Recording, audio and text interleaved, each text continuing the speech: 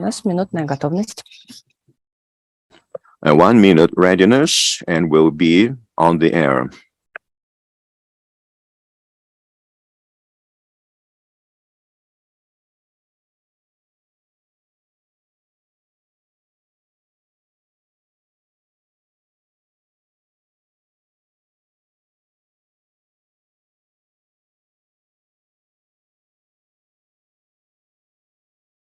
Народ, 30 минут, а где руководитель наш?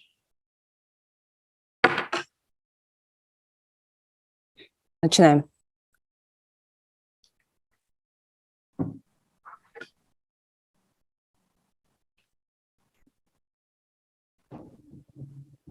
Уважаемые коллеги, мы продолжаем наш... Distinguished colleagues, we continue the second day of our conference. Let me remind you that we finished 5 symposia devoted to different nosologies. There were lots of different questions, but we move on as far as our agenda is concerned, and now we have a special session devoted to chronic heart failure. This topic is very relevant. It's hard to overestimate it. It is quite obvious that this topic has been chosen on purpose because we have here a new cohort of patients with heart failure. Well, we're also discussing the successes of medical therapy. We will be using the 5th drug right now, talking about chronic heart failure. There have been lots of different studies. Only COVID-19 could compete with chronic heart failure in terms of the number of publications per year. You must realize that heart failure today is the nosology where something new is happening. And I hope that this special session will be extremely useful to our viewers because we will show you new perspectives, new approaches. We'll be talking about these approaches today, and later at the end of the special session, there is a special 40-minute time limit to discuss all the questions coming from the audience. So do not be shy, send your questions to our chat box. Mention the speaker for whom the question is addressed. All the speakers will be on the screen, and this expert will be able to answer your question. Okay, let's move on as soon as I get a signal that the speaker is ready, and I will give the floor to our Serbian colleague, Milorad Pešić, a doctor of medical science who represents the University Clinical Center of Serbia, the University of Belgrade, and he deals with very narrow issues related to heart failure.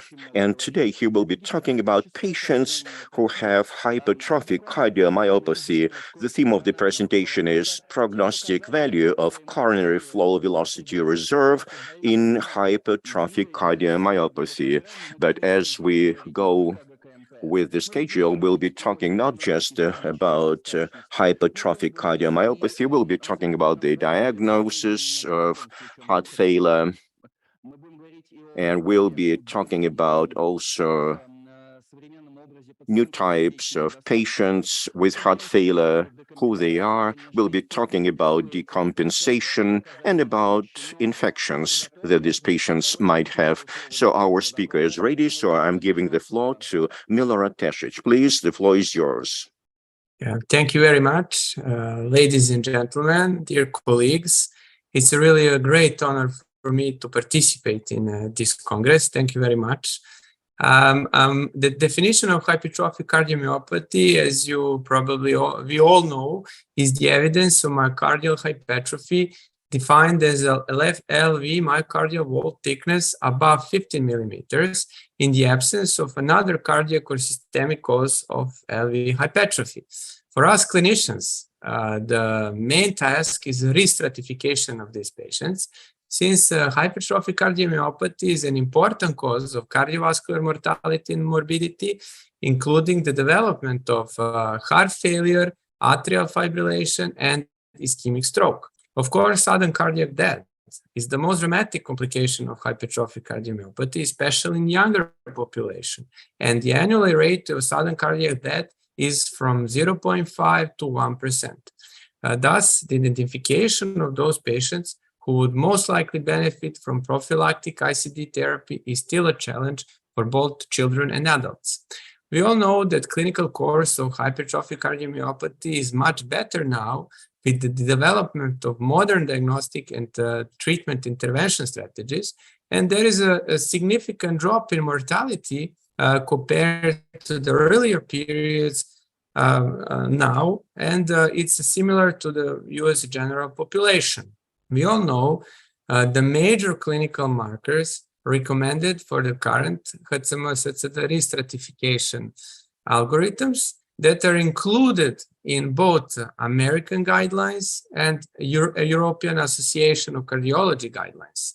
But there are still forgotten topics for these patients about the risk factors for progression to heart failure or the de novo atrial fibrillation or ischemic stroke. This is very nice editorial after the release of the American guidelines. There are still gaps in evidence for the risk stratification for sudden cardiac death even in hypertrophic cardiomyopathy, and they propose novel predictors of risk stratification. They say that myocardial ischemia is one of these factors. Why is it? Because myocardial ischemia in this population can be found without epicardial, even without epicardial coronary stenosis, and due to really specific pathologic and pathophysiologic changes in microcirculation. Microvascular dysfunction, and thus is an important phenomenon in hypertrophic cardiomyopathy, since inadequate increase of myocardial blood flow on demand predispose HCM patients to the recurrent episodes of myocardial ischemia. How we can quantify myocardial dysfunction? Tests. One of the non-invasive tests is transthoracic Doppler echocardiography, CFR. 20 years ago, Italian authors showed that patients with the lowest myocardial blood flow evaluated with position emission tomography had the worst outcome. And what is really interesting, these patients with the lowest myocardial blood flow, during a follow-up, even they were included with the normal LV function and LV dimensions, they deteriorate the diastolic volume during time, and also they had the fall in ejection fraction during a follow-up. The pioneer study that showed that transthoracic Doppler echocardiography CFR has a prognostic value 15 years ago in a small group of patients with a short follow-up, and also a little bit different adverse events that were composed as a composite outcome. They show that these patients with impaired CFR had more events, as you can see, and also that impaired CFR is an independent predictor of adverse outcome. In a novel study with more patients and longer follow-up and very hard events, we showed that new Walsham abnormalities or positive stress echocardiography test or CFR below 2 were associated to worse prognosis and higher mortality, while stress echo clinical positive stress echo test for clinical or hemodynamic criteria, symptoms, exercise-induced left ventricular outflow tract obstruction, or exercise-induced hypotension did not have the ability to re-stratify HCM patients. Thus, during a stress, be it exercise or a vasodilatator, ischemia seems to make a difference when the stratification is concerned. Thus, the aim of our study was to assess the long-term prognostic value of transthoracic coronary flow velocity reserve on clinical outcome in HCM population. We included 150 patients, and we divided them in two groups with preserved CFR and impaired CFR for LED artery. We did in detailed and collection of anamnestic data and clinical examination, 24-hour Holter ECG, NT-proBNP, and most of our patients had coronary angio or stress echo test in order to exclude epicardial coronary stenosis because we evaluated microcirculation. The diagnostic procedures were done like in detail echocardiographic exam, Also, transthoracic CFR for LED and PD branch for RCA artery was done in all patients. The main task of our study was the assessment of outcome. The primary outcome was a composite of Hertzheimer-related death, heart failure requiring hospitalization, presence of sustained ventricular tachycardia, or ischemic stroke. The clinical characteristics of our patients did not differ except for a higher prevalence of female sex, and these patients with impaired CFR had a little bit higher NIHA functional class. Hemodynamic parameters and the presence of unsustained ventricular tachycardia or paroxysmal atrial fibrillation did not differ between groups, as well as the medical therapy, except for a higher use of diuretics in this group with impaired CFR.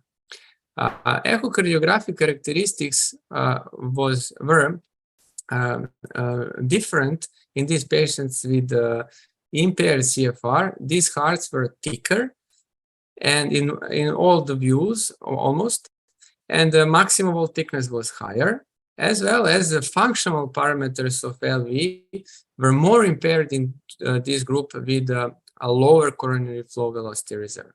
So also diastolic indices were more impaired, and as a result, NT-proBNP values were higher in this group with impaired CFR.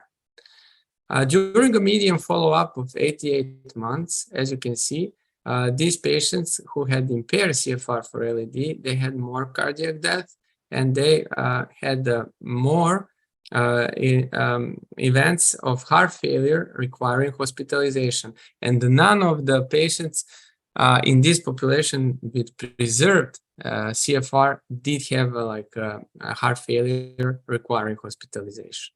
On Kaplan-Meier analysis, for primary composite outcome, patients with preserved CFR of LED had significantly higher cumulative event-free survival rate compared to the patients with impaired CFR of LED.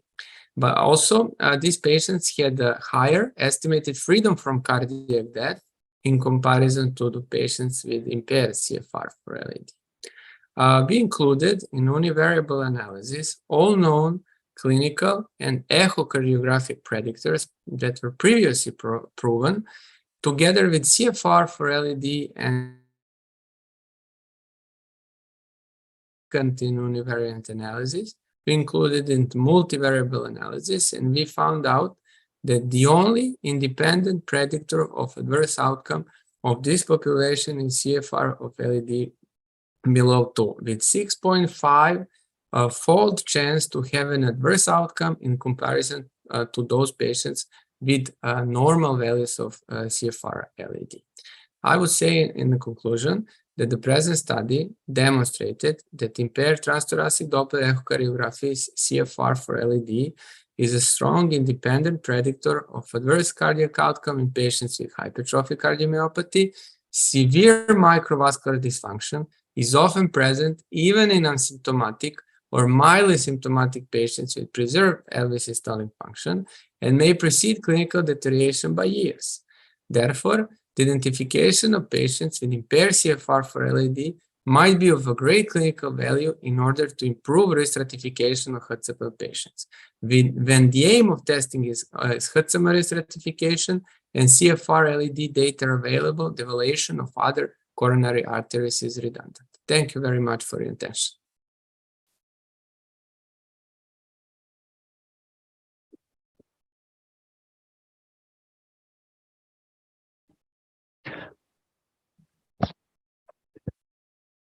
Thank you very much. Dear Professor Tosic, thank you very much for your excellent presentation. And we already have the first question. According to the using of Swan-Ganz catheter and pulmonary hypertension in these patients, and the correlation between pulmonary hypertension and the coronary flow velocity. But the questions will be in the end of the session. So now, и теперь я с огромным уважением передаю слово для следующего. Now I would like to give the floor to our next speaker. That's a special session. The presentation should be very brief. So now I'd like to give the floor to Faita Geev, have we made progress in diagnosis of chronic heart failure? As soon as the speaker is ready, we will start.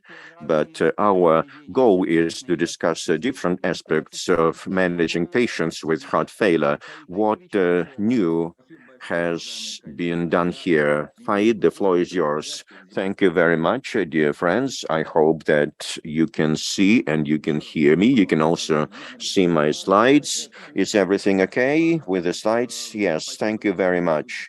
So once again, thank you for the opportunity to speak here at this session. Well, as for the subject that I'm going to cover, well, that means diagnosis and unresolved issues related to chronic heart failure within a 10-minute period. Well, I do not know how to discuss this issue better. So I decided to focus on specific aspects which are especially important for Russia. And with your permission, I will start advancing the slides. So any diagnosis starts with the definition of what we're going to diagnose. Here is the classical definition of heart failure. There are three key aspects. These are the symptoms, signs. I'm not going to name the signs. You are all aware of them. But the key aspect is the third factor. Symptoms and signs should be linked to specific heart failures when the functionality of the heart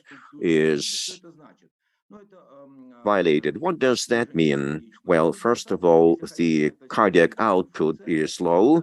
In this case, also the systolic dysfunction occurs, and the intracardiac pressure will be increased, especially in a state of rest. This is especially important, and I will explain it later why. How an increase in intracardiac pressure can have an impact on heart failure. First of all, by talking about the filling pressure, and these are the parameters of the diastolic dysfunction. If we go back to this universal definition and classification of heart failure, which was adopted at the beginning of 2021, we can see the symptoms and signs, and also we must improve the involvement of the heart in this process. One of the key aspects here is NT-proBNP elevated levels. You can see the algorithms here. And of course, when the peptide is elevated, well,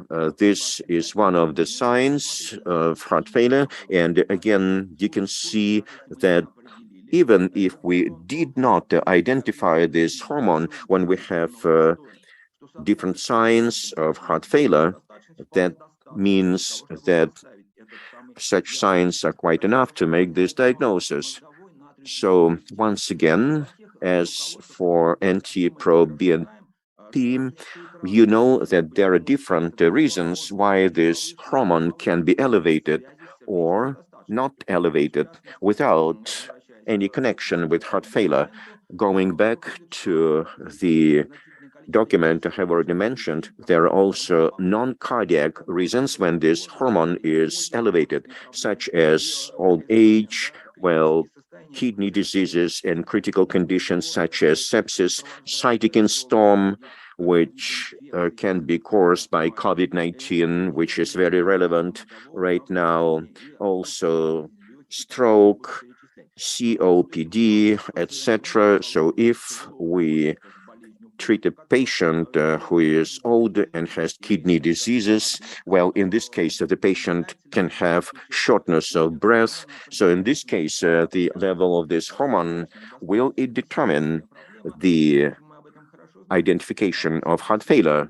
This is a serious problem. We're aware of that. Going back to this classical scheme, we can see that patients with systolic dysfunction with the ejection fraction less than 40%, such a diagnosis of heart failure can be made without paying attention to the level of this hormone. If the ejection fraction is not very low, it is moderate, 41 to 49%, here there is a need to confirm the involvement of the heart in this process.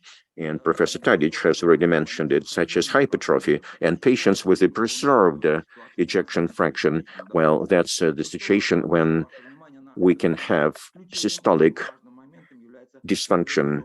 The key aspect is to identify this diastolic dysfunction of the left ventricle, going back to the classical recommendations, such as the New York Heart Association recommendations and ACC and AHA, well, American Heart Association. There are data confirming that the feeling pressure is high. In this case, the left ventricular ejection fraction is more than 40%, and the diastolic dysfunction according to echocardiography. And here, one of the most important aspects is diastolic dysfunction. What is that? Of course, we know the E/E parameters. Well, the early diastolic feeling according to Doppler flow, and this correlation correlates with the feeling pressure of the left ventricle. So this has been written into different algorithms to diagnose of this form of heart failure. And for example, here is the European Society of Cardiologists algorithm adopted in 2019, and depending on the situation, patients can get points, and the assessment of the diastolic feeling is shown here. Well, functional disorder, for example, and again, this scheme introduced a significant contribution to diagnosis. According to the functional morphological parameters, if the sum of the points is more than 5, then the assessment of NT-proBNP is not necessary. And again, this parameter can be used, but depending on the situation, well, proBNP is an important parameter, but it is an auxiliary one. Here is the famous American algorithm of defining heart failure with a preserved ejection fraction. It's HFpEF.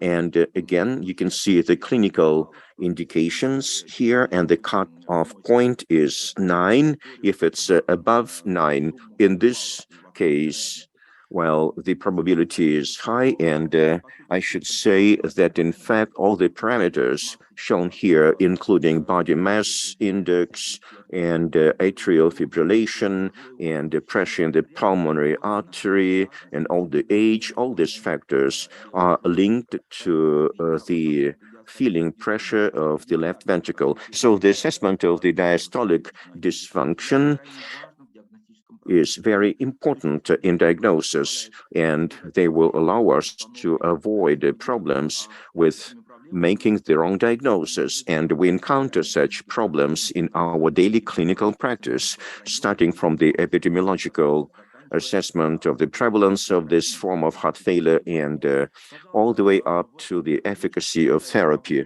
So it looks like we have the algorithm and we can solve this problem. In the summer, in the Telegram channel, I told people who subscribed to my Telegram channel, do use in your real practice tissue Doppler cardiography using this particular formula, E/E apostrophe, and there are 5 answers. Yes, I use 62%. 14% said no, I do not have echo CG. Well, 4% said no.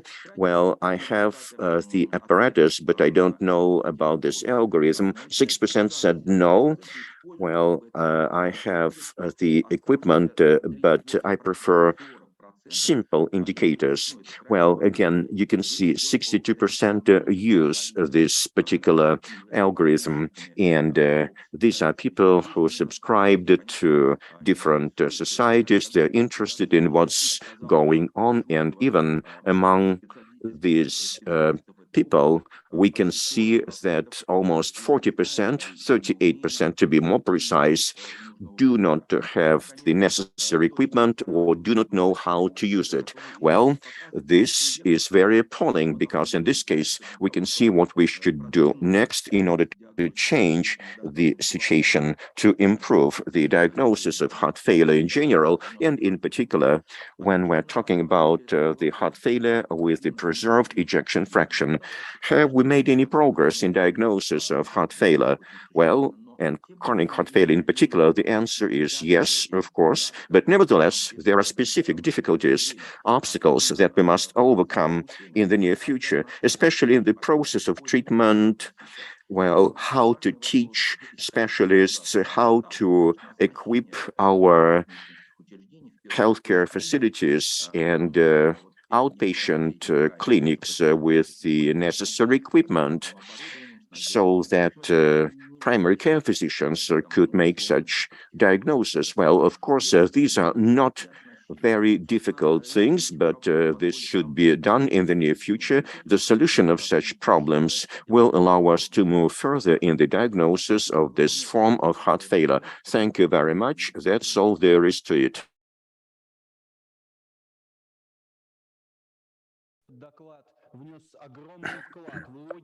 Well, so this presentation was quite logical because logic means a step-by-step movement forward. And by the way, we already got a lot of questions, and I would like to apologize. I said a few words in English, and there was translation into Russian. So we're moving further, and the question is, have we made progress in the diagnosis in heart failure? Yes, we have made some progress, but logically, that leads us to the next question. The image of a new patient with heart failure. Has this image changed? We are updating recommendations, but the doctor sees the patient first and foremost. Has patients changed or there are no changes? Of course, it's not so easy to answer this question within a 10-minute period, but nevertheless, Professor Vinogradova, as soon as she is ready, will answer this question. Please, Nadezhda, the floor is yours. Thank you very much. No conflict of interest. In my presentation, I'm happy to analyze the clinical manifestation, etiology, and comorbidities. And I would like to clarify that I'm going to analyze epidemiological studies that include representative sampling. So this is the data that we are discussing for the Russian Federation. And we need to understand that we analyze manifestations and comorbidity of the patients. Let me start from the EPOCHA study. We have two cross-sectional data, 2008 and 2017, and we look here that within time, we see that comorbidity of patients is changing, and there is increase of patients who have ischemic heart disease, and type 2 diabetes, etc. Also, there was also hospital stage. EPOCHA CHF showed that there is a galloping of such comorbidity like obesity, metabolic factors, and they're becoming stronger. And we are analyzing comorbidities as well. And we understand that they are becoming more and more challenging in recent years. We have even more fresh data, and this is priority registry for 2022-2020. And in this study that refers the analysis of patients, we see dramatic increase the inclusion of such diseases like fibrillation, obesity, and diabetes mellitus. If you look here, you will see clearly that versus data of 2005, obesity is increasing up to 28%. Fibrillation is tripled, and diabetes is almost doubled, as morbidity is one of the specificities of portrait of modern patients with chronic heart failure. When we speak about the portrait of patients with CHF, we also should remember about ejection fraction. Today, according to the global data, about half of the patients with CHF have a fraction more than 50 and half less than 50. And among 50-50, there is a distribution of the patients with moderately reduced or reduced. We analyzed our sampling. I'm showing you the outpatient practice. So this is outpatient practice when we recruit patients after hospitalizations, and also we recruit patients who come for the first time, those who did not have any hospitalizations before. So preserved ejection fraction is prevailing, 66%. And I want to show the data of my colleagues who are distributed, and this is very fresh data of 2019, 2020, 2021. This is hospital practice of CHF centers. Here you can appreciate that ejection fraction distribution depends only on the functional class, and functional class 1 and 2, there is a bigger contribution of the phenotype of the preserved ejection fraction, HFpEF, and class 3, 4, about 50% of patients have HFpEF. And here we see that there is increased percentage of the patients who have moderately reduced and low ejection fraction. And this is something that should be taken into consideration because hospital practice is something special. Now, I go back to the epidemiological studies, and this is Framingham study, where we analyzed comorbidity and different etiological factors and components among the patients with heart failure newly diagnosed. So this is data from 1985 to 2014. So you see three cross-sections, 85, 95, and since 2005. Let me analyze two phenotypes. HFpEF, preserved ejection fraction. What do we see historically here? We can appreciate that in patients with preserved ejection fraction, age is increased. So if they are more aged, they are more comorbid, and this is really true. Please appreciate, here is increased percentage of the patients, dramatic increase of those who have obesity. There is increase of the patients, those who have arterial hypertension as a component of the process of comorbidity with CHF. Also increase of the share of patients that have atrial fibrillation, and what is very important and interesting, we reduce the share of patients that have MI and ischemic heart disease. And this is a global practice and global success in the treatment of MI and in the prevention of MI. So please appreciate what is also interesting. Smoking is reducing. And another important aspect, we see that with time, with decades, the average ejection fraction in patients with HFpEF is increasing. That also speaks about comorbidity. Let's analyze separately the portrait of patients with HFrEF. Patients with HFrEF, well, they always characterized male gender is prevailing.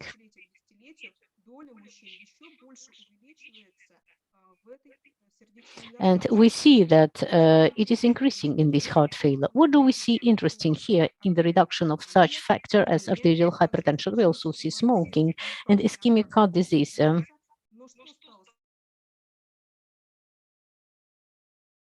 is surprising that obesity and diabetes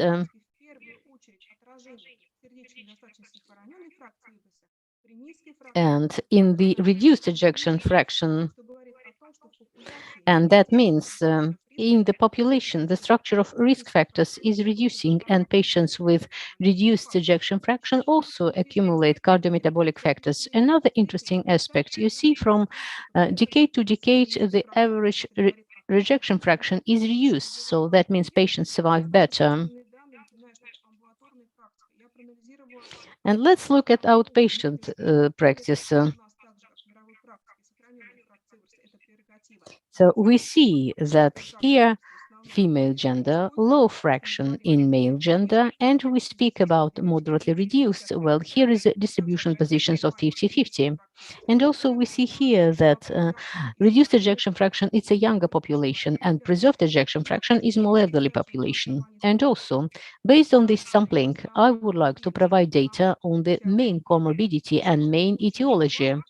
What is very important to analyze here that arterial hypertension and ischemic heart disease in the Russian Federation in our population that I am analyzing here, when I refer to the registers, is still prevailing, and there is no trend to reduce such factor as ischemic heart disease. It's important to mention that atrial fibrillation is prevailing and it is growing with the reduction of ejection fraction. We see that this factor is strengthening its influence. There is a strong influence to patients with any ejection fraction is type 2 diabetes. And what is also very important, if we look at CKD with very severe deterioration of GFR and GFR in the range of stages 3 to 5, then this factor is getting more stronger. And we see that almost 81% of patients with low fraction also have severe renal disease. Let's go back to epidemiology. This is the golden standard. This is representative data. And we see that main clinical manifestations of CHF in non-severe symptoms, dyspnea, heartbeat, and here we see fatigue. It is presented in the functional class, and for more severe functional classes, we see less specific symptoms and also features of chronic heart failure. What I mean here is that more severe features is seen in more severe patients, and this is absolutely logical. I'm happy to introduce the results of my colleagues. These data were collected very recently, 2021-2022. So they look at the portrait of hospital patients, depending on our left ventricular fraction. And also here we need to know that in case of preserved ejection fraction, even in hospital segment, females are prevailing. The age of such patients is more mature than the patients with reduced ejection fraction. In HFpEF, we more frequently see fibrillation, comorbidity, COPD, asthma, thyroid diseases, liver diseases, and obesity, and milder functional classes, and anti-proBNP, and also soluble ST2. And patients also demonstrate more severe patients and the features of heart failure. And another interesting analysis, they use the scale of clinical assessment by Professor Mareev. And we see here that patients with HFrEF have more severe symptoms, dyspnea in rest, inability to sleep horizontally, also dyspnoas and edemas and rails. And patients with HFpEF demonstrated more favorable clinical picture. That is why we can conclude that within decades, the structure of risk factors is changing as well as etiology of heart failure. Ischemic heart disease is reduced, diabetes and obesity is increasing regardless of the ejection fraction. Within decades, we see the reduction of ejection fraction in HFrEF and increase of ejection fraction in HFpEF. That means first patients survive better and the latter accumulate comorbidities. So it depends on the collection of data. In the epidemiological studies, we see milder symptoms, but in hospital registers, we see high percentage of patients with clinical manifestations. That means class 3 and 4. And finally, portrait of patient depends on the ejection fraction, especially if we analyze hospital practice. Thank you very much for your attention. Nadezhda, thank you very much. That's really fantastic. Extremely interesting data that you have presented. And also, I would like to express gratitude for emphasizing the growth of patients with obesity and increased body weight. And actually, it resembles the data on inflammation that is currently available. If we move on along the program, we cannot forget the issue of decompensation of heart failure. So we just spoke about the increased number of patients with overweight and obesity, and the next presentation would be done by Professor Koziolova. She will speak about decompensation of CHF in patients with metabolic disorders. Microphone is yours. Thank you very much, Alexander. Distinguished colleagues, dear friends, I have to say that in this issue, probably we have more questions than answers. Well, first of all, I want to show you data of meta-analysis, and this is 38 observational studies. Yes, truly, diabetes increases the risk of CHF decompensation by 39%, and as you were absolutely right saying that this is not just the low ejection fraction, which is increasing the risk of decompensation decompensation with diabetes, which is 37%. Here we see even higher risks of CHF, which is preserved ejection fraction.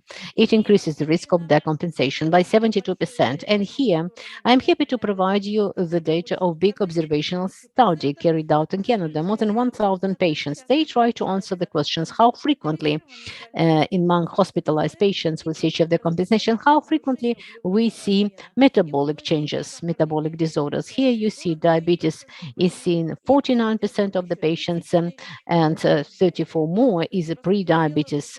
So in fact, you can appreciate this is a big army of patients with type 2 diabetes, metabolic disorders, and CHF decompensation. So what is the characteristics of these patients, those who are hospitalized with the decompensation? Diabetes, if we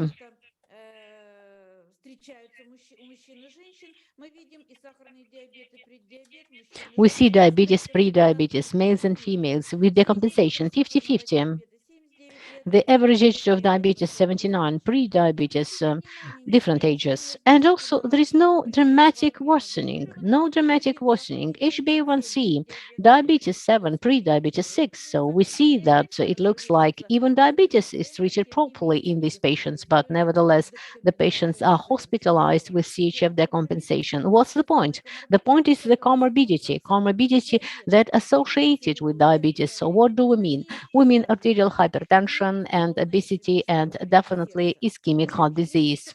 So how can patients be treated? Patients with diabetes, with pre-diabetes, if they are decompensated and if they are hospitalized at hospital stage. So correspondingly, we see here the following situation. So about 60%,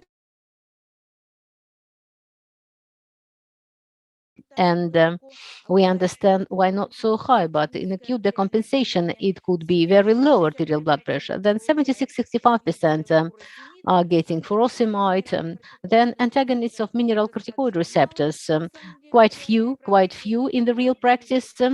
And I'm surprised with the hydropyridine of calcium antagonists in this specific situation. So in routine practice, we see very diverse indications mismatching with guidelines for the treatment of acute CHF decompensation. So if we see a patient with acute diabetic decompensation, so beside the fact that we are using parenteral loop diuretics according to indications, vasodilators, and inotropic according to indications, we continue treating these patients with so-called quadrant therapy, which is improving the prognosis. And speaking about the patients with low ejection fraction, we know that ACE inhibitors in sartans intolerability, so it is more preferable with acute decompensation with class ARNI.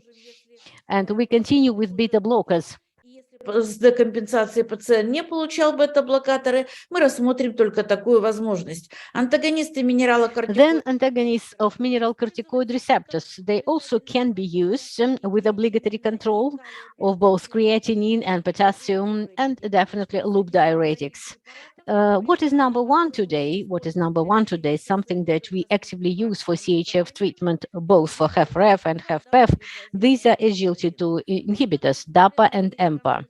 And these are American guidelines, please appreciate it here. So they recommend for CHF patients with HFrEF, but the most important American guidelines is telling us that regardless the presence or absence of diabetes. In the perspective for the patients, let's say after the episode of CHF worsening, we will possibly look at them in the period of acute decompensation. We look at the Eurasian, but yet we are waiting for this opportunity in Russia. Speaking about the using of drug for CHF treatment with HFpEF, preserved ejection fraction, so we know after the emperor preserved, we know that EMPA-IDAPA could be used in CHF with moderately reduced and preserved ejection fraction as well, with a level of evidence 1A. What can we do in patients with acute decompensation and with the metabolic disorders? From all the drugs, we see good evidence base for ARNI class and also it's regardless of diabetes. But the most interesting data was obtained specifically for the patients with acute CHF decompensation with and without diabetes. And this is impulse study. And the most important here, you see that patients had HFrEF and HFpEF as well. And this is through hospitalization, acute decompensation, 500 patients, and duration of treatment 90 days. Primary endpoint here that was considered is death and the number of episodes of heart failure with proper hospitalization or with referrals plus the quality of life within the next 90 days. So speaking about the inclusion criteria, what is important to know? Acute heart failure, cardiogenic shock, and lung edema were not included here. It still was acute decompensation of heart failure with randomization. First 24 hours, but not later than 5 days after the administration, with very clear criteria was increase in NT-proBNP and the need of parenteral loop diuretics. So please appreciate, this is clinical benefit. Within 90 days, with very high evidence-based data, we can show that if we can use empagliflozin in patients with acute decompensation of heart failure, with diabetes or without it, then clinical benefit, improvement of the primary endpoint, would be 36%. Now, a few words on how we are going to treat diabetes in patients with acute heart failure, decompensation, and diabetes. What else except SGLT2 inhibitors? Because they work on all spectrum. With acute decompensation, which is amples, emperor preserved, and deliver in case of stable CHF. What we should not do, why we should not hurry? Well, if the level of plasma glucose is less than 10, please never start hurrying with insulin. And sub-analysis Everest is showing that insulin treatment increases the risks of cardiovascular mortality and hospitalization because of CHF. Metformin is a drug which is actually well recommended in a number of studies as a positive treatment in patients with acute heart failure. So these are recommendations of American College of Doctors. They speak about contraindications, acute, unstable, congenital CHF, but in the chronic congenital we can use, and the label of metformin, so except MI, is also speaking about the acute CHF and chronic CHF with the stable data.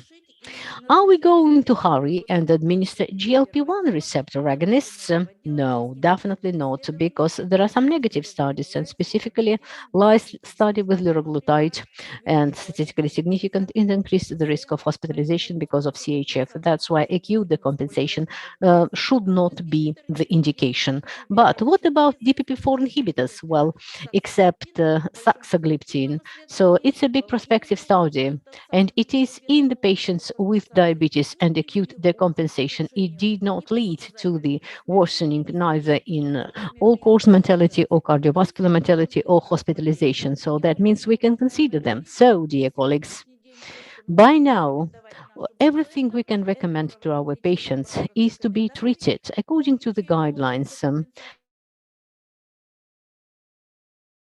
So diabetes, and also we have also another hope here that in acute decompensation we are allowed to use SGLT2 inhibitors and empagliflozin for the treatment of decompensation and diabetes. And thank you very much for your attention. Natalia, thank you very much. This is fantastic presentation. Actually, that was a huge cascade of questions about the high doses of diuretics in the decompensation and diabetic nephropathy, what to do in this case, and also some more questions on metformin about GFR, why 60 but not 45. So currently it's already 30, but we'll come back to that a bit later because we will have dedicated Q&A time.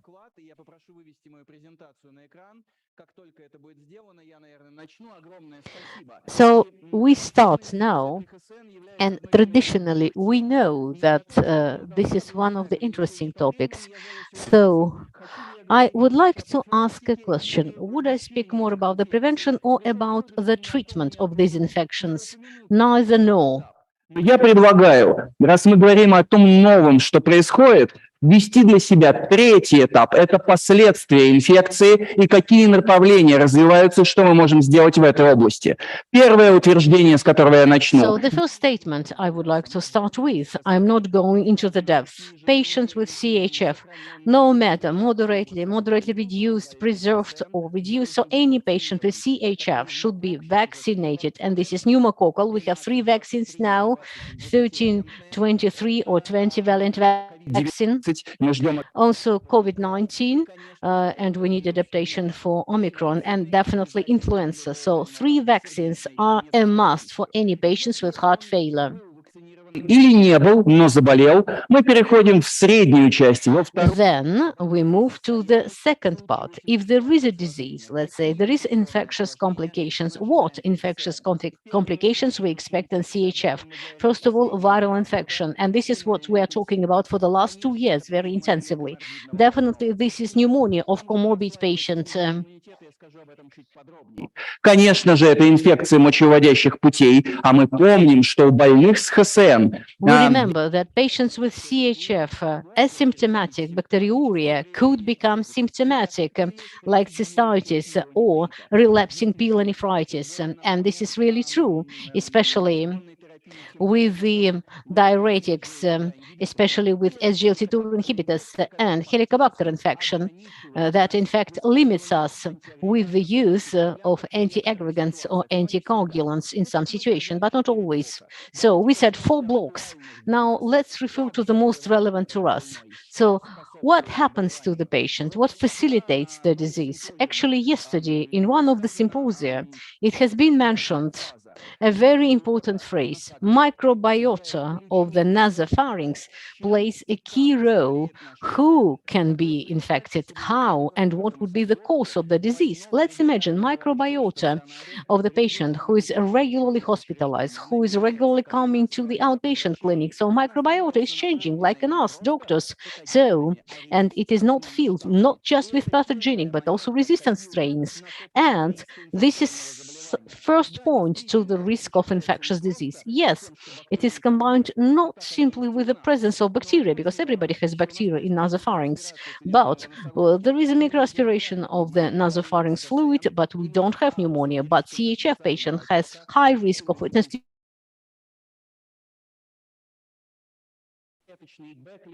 Also, it could be B-cell immune response, but mainly T-cell, firstly. But if patient has obesity, then T-cell immune response could be reduced even more. And what we have is just B-cell. And also, we have many triggers of comorbidities, plus to that, hydrothorax. And I remind you that left side is very rare, so mainly it's oncology. Also, reduced lower lobe of left lung, and this is bacterial pneumonia. Plus to that, diaphragmal dysfunction with each next functional class, the percentage of fibers in the diaphragm is reducing. And finally, it is replaced by fibrotic tissue and it cannot be deteriorated. Those who worked in the red zone can easily recommend and remember the image of the patients that is desaturated and trying to use all the muscles to breathe. So after the virus, we can always see bacteria. This is absolutely true for influenza, and CHF patients should be vaccinated against influenza because the probability of bacterial pathogen over influenza is 100 times higher. So if you have CHF patient and if your CHF patient has a flu, he or she has 100 times higher chance to get bacterial pneumonia. And the same for COVID-19. Well, Omicron is milder, but in comorbid patients with CHF, it still would be severe. Patient is hospitalized, is getting steroids, is getting targeted treatment, tocilizumab, different monoclonal antibodies. So no matter, then bacterial immunity is gone. Finally, we see bacterial infection from nasopharynx. And here on the slide, you see that the rate of complications starting from the second wave of bacterial infection is increased by 30%, although COVID itself does not create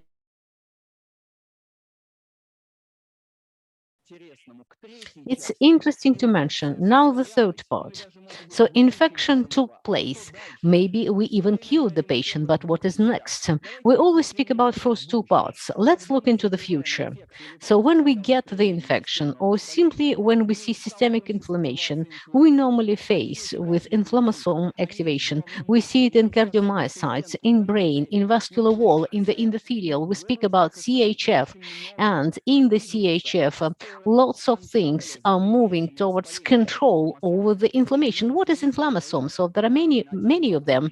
So 1, 2, 3, 12, etc., etc. So they are activating through the caspase, and they lead to the release of interleukin-1, beta-interleukin-18, then further cascade IL-6. So it activates mediators of inflammation that leads to the apoptosis.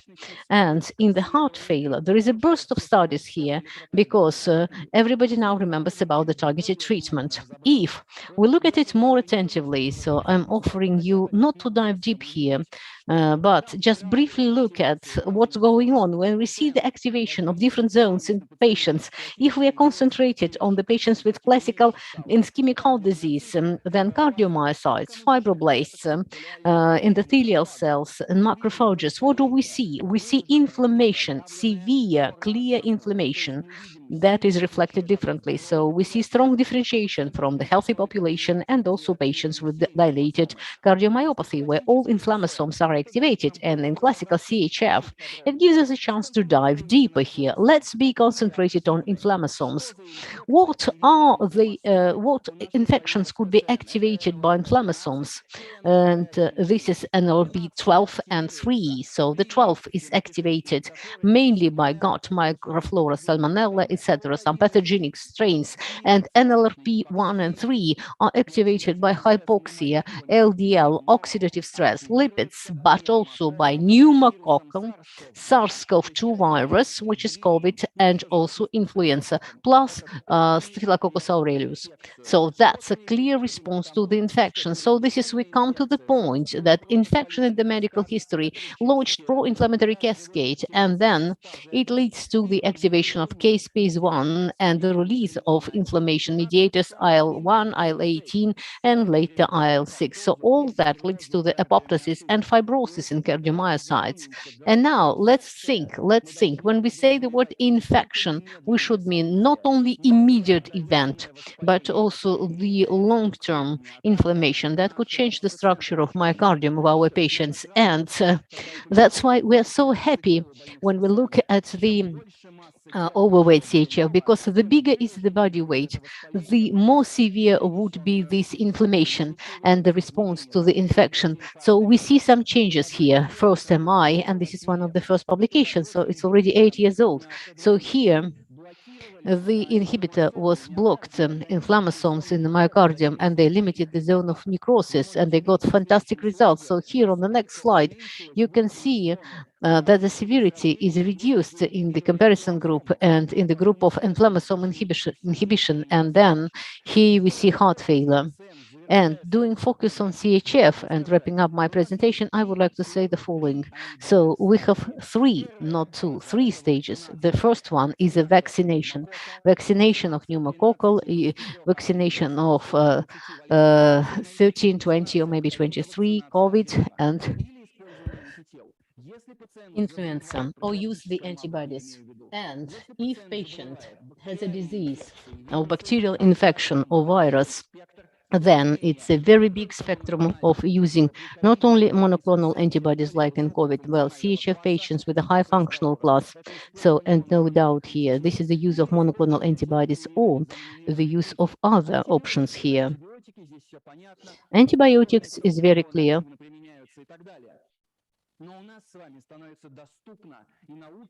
And now science could actively use the third part, and these are extremely interesting studies. So previous presentation, decompensation, EDHF, anakinra, inhibitors of IL-1, actively used. And this is Kanta study with canakinumab. This is THART2, again with anakinra. So these are direct inhibitors of inflammasome, different inhibitors.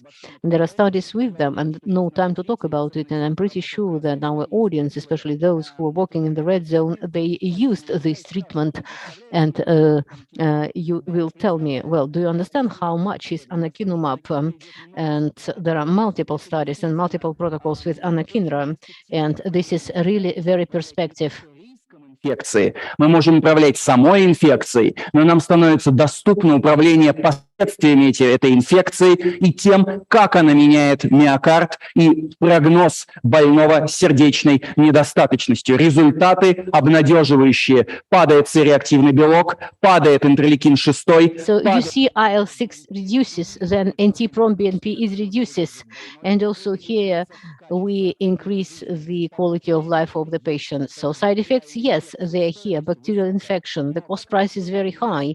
But like in the rescue study, which allowed to use blockers of interleukin-6 in coronary patients, and the same way here, we can see a big step forward for the heart failure, and now it's becoming bigger and bigger and bigger. So all the studies except one count us. So these are all patients with reduced ejection fraction. And here, in any case, we should be aware because that's a new trend, that's a new direction which is actively developing. Well, this is not new, but this is actively developing, and it is giving us huge perspective. And thank you very much for your attention. Dear colleagues, yes, now I'm taking the tablet and we're moving on.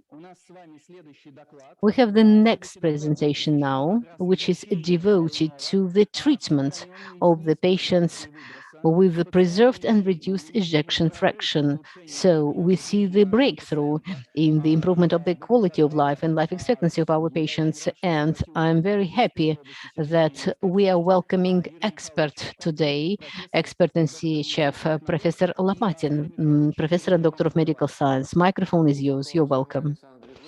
Dear Alexander, dear colleagues, I am extremely grateful for this opportunity to participate in this extremely interesting session. This is information which should be known. How we treat patients with HFrEF, HFpEF, and moderately reduced fraction. Can we say that there was a breakthrough in the prognosis of life of these patients? So this is a very famous scheme. So we talk a lot about different phenotypes of the heart failure, which are based on ejection fraction. And I want to pay your attention here to a very simple fact. Very recently, the figure 40 was in two categories that led to the mistaken classification in a very high percentage of the patients. But that was the period of time where we speak about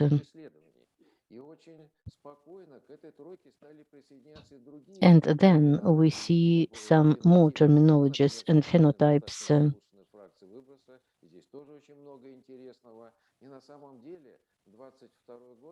And in fact, 2022.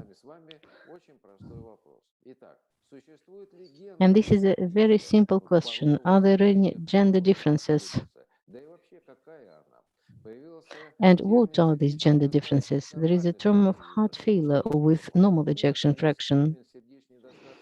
And finally, term of heart failure with the supernormal ejection fraction. So this is not semantical question, dear colleagues. This is a question that we get new data that force us to react to the search of truth in order to identify more clear definitions for heart failure patients. And this story started not yesterday and not the day before yesterday. So when we got the data about sacubitril valsartan and spironolactone, at least we started talking about new issues.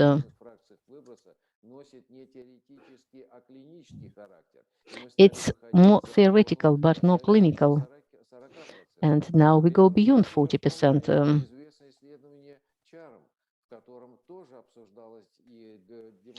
Let's recollect CHARM study.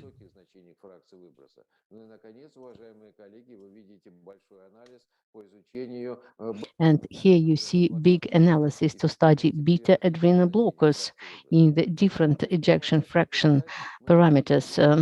And here we see not only the threshold for the ejection fraction, we also see what is done now, so-called quadrotherapy or brilliant 4 treatments. In fact, the breakthrough at the end of 2020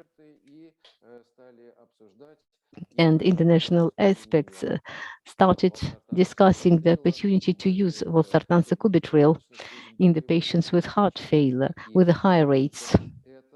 And that was the breakthrough.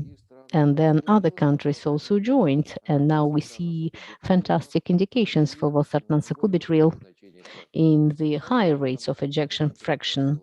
And in this document, they refer to very famous and frequently recollected documents of the association.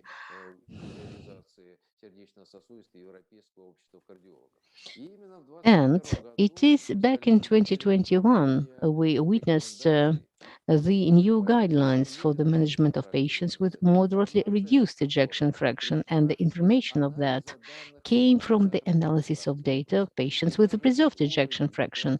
And even the level and class of evidence 2B/C, well, created huge reaction from the experts, from the practitioners and scientists, but on the other hand, it opened new opportunities to the wider use of more options of treatment in this category of patients. And this is really surprising, because nobody ever had studied especially patients for the moderately reduced ejection fraction.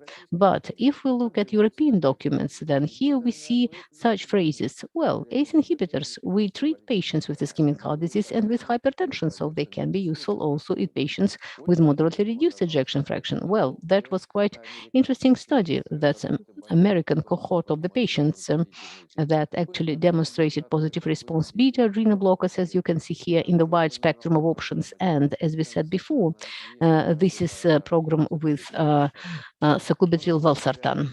To my understanding, I think the real breakthrough here was the representation of the results of Emperor Reserved. And this is a unique situation in science when this is the Congress and these are European recommendations also on the heart failure with a preserved ejection fraction, which we enjoyed in 2021. So it was clearly mentioned that there is no new data yet, but 1.5 hours later, there was new data presented, and you know it very well. And actually, we all started thinking that actually 1 hour and 30 minutes later, we see that some sections of the guidelines were old-fashioned. They require update 1.5 hours later, 1.5 hours later. So they included patients with moderately reduced and preserved ejection fraction. As you can see, this is a very big spectrum of patients where we demonstrated positive effects, and that was quite successful. And now we think that we have new options, new treatments that could work in a very big spectrum of ejection fraction. And the final point was made by the liver study, which was presented this year in the European Congress, where we see really fantastic options to reduce mortality because of all-cause and heart failure hospitalization. And now, very simple question. We have 2 independent clinical studies. So we see the effectiveness in different ejection fraction. And here you see this is wonderful effect of the dapagliflozin in the different domains of ejection fraction. So, and here we need to provide respect to the experts who were preparing the document to the management of the patients with heart failure in the United States, because this is not the identification of 4-component scheme of treatment as a basic scheme of treatment for patients with heart failure, but also the algorithm of steps that guides the sequence of involvement of other options of treatment here in the management of patients with heart failure.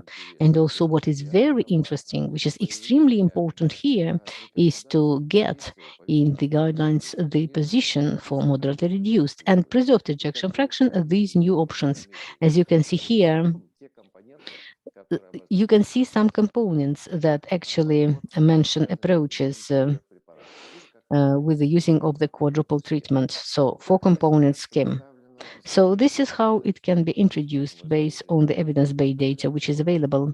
So I think it's very important, not just the extension of opportunities for the management of patients with a wide spectrum of ejection fraction. I'm speaking about the heart failure patients, but actually it becomes a challenge for everyone, for the professional communities, for system of the healthcare, because it forces us to change how we diagnose heart failure, how we manage these patients, how we administer the treatment, and how we classify them. That's why 2021 gave us a lot of food for thought for the management of the patients with heart failure. Фармакологического лечения 2022 года стала гораздо более богатой.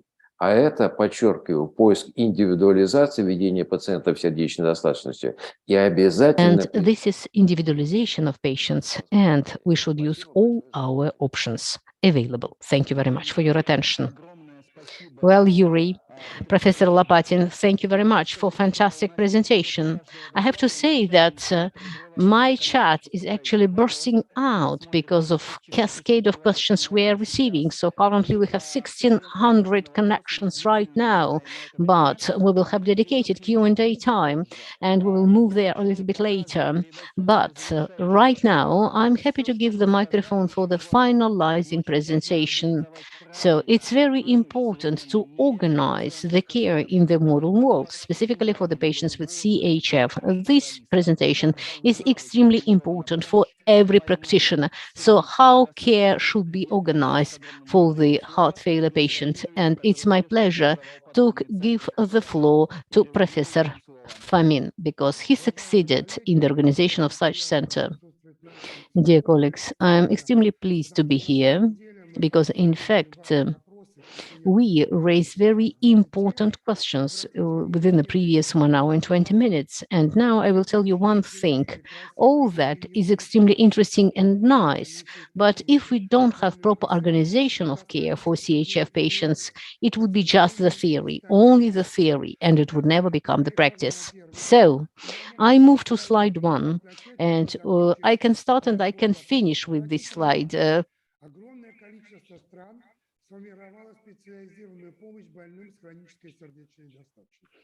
Many countries created guidelines.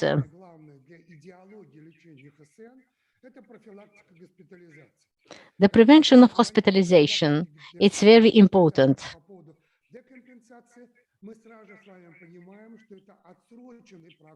We understand that this is a prolonged process and we need to improve the prognosis for our patients. And we can show that specialized care significantly improves this endpoint.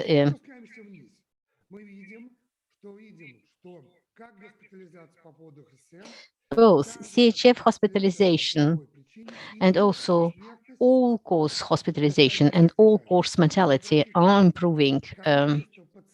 And please appreciate the number of patients needed to treat in the system of specialized medical care is competing with the best treatments available, with the most innovative and modern technologies, because the number of treated patients is from 1 to 17.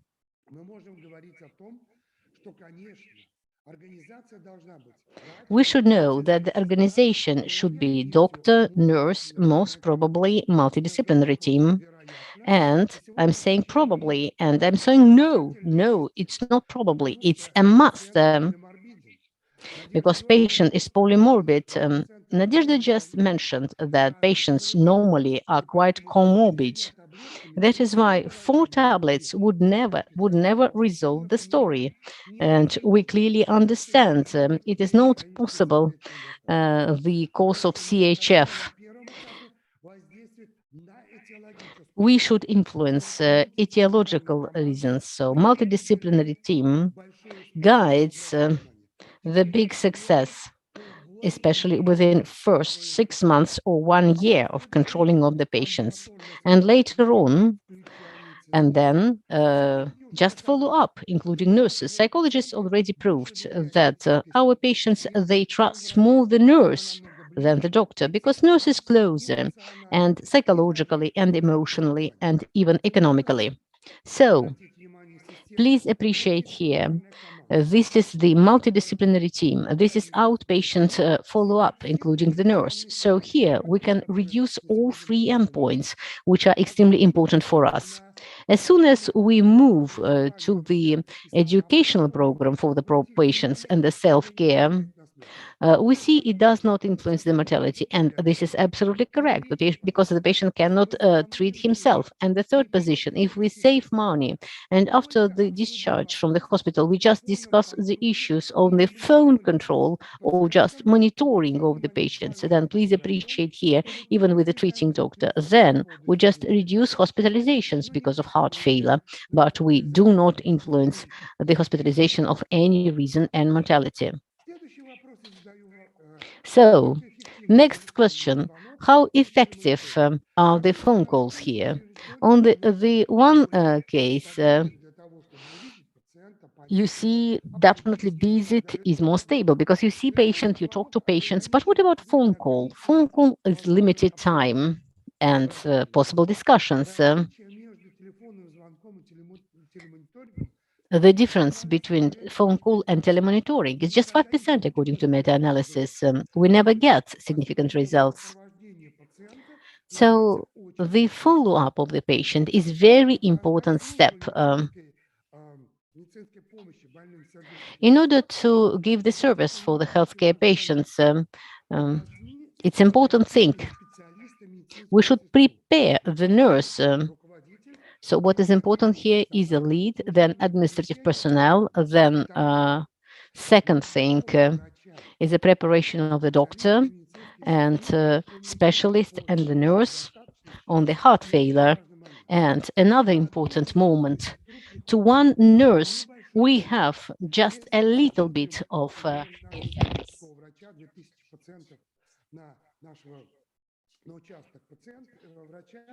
то здесь значимо меньше. Конечно, нагрузка больше. В последующем появляются обучение, специалисты, транспорт и так далее и тому подобное. Вы скажете, огромное капиталовложение необходимо сделать для того, чтобы создать медицинскую службу. Но как только мы начинаем говорить... as soon as we start talking about the establishing of medical service and identification of finance, we immediately create seamless system for the control of the patient. And this is a great advantage because in this case, the patient is under control all the time and it improves the prognosis dramatically. The structure of the city center of heart failure should include the following. First of all, outpatient step, hospital step, educational step, and the beginning of rehabilitation step. And the flows could be very different, It could be from the outpatient, from the emergency, self-education, and also self-referral.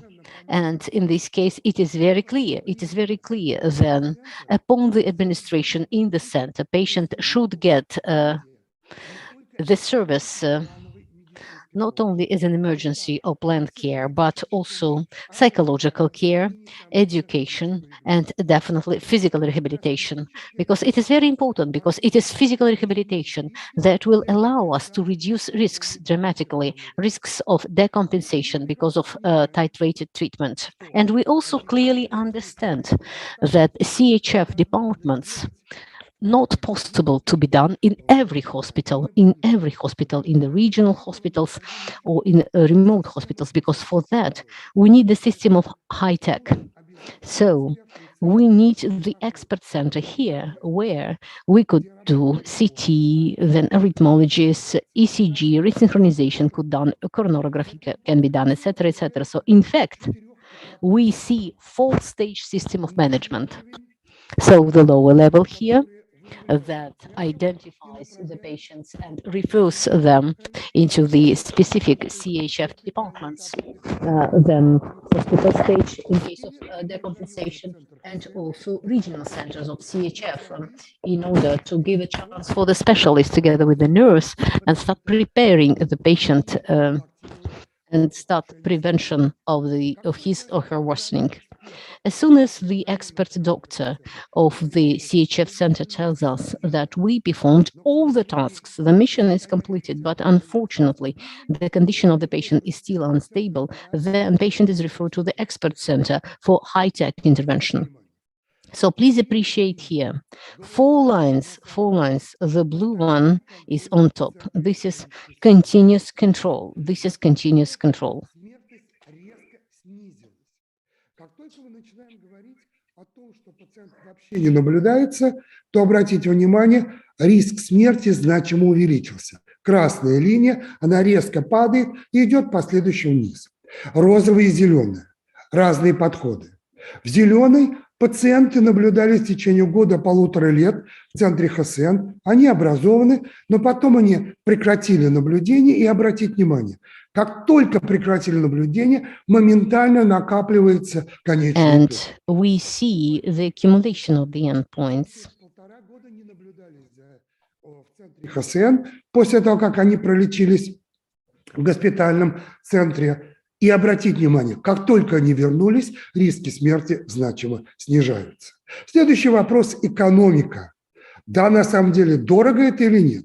И обратите внимание, английские коллеги уже доказали, что если мы начинаем активно работать с пациентом, So if we start working with the patient actively, then it is really cost efficient for the strategy of treatment of patient on the one hand. And с проведением мероприятий исключения стойких признаков застоя возможно в центре ХСН, потому что эта позиция позволит нам очень часто контролировать ситуацию. Более раннее начало базисной терапии, основанной на доказательствах и достижениях 4, сегодня 5-компонентной, а может 6 и 7-компонентной. So it could be 7, 6-component. And this is the follow-up of the patients, which is very important.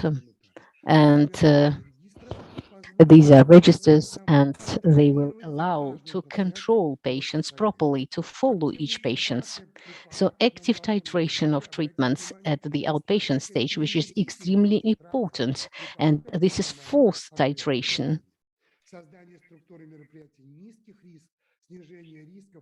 The reduction of risks of side effects of medical treatment, system of education for the patients, and also more close relation with relatives, and it will help to improve the prognosis of the patients.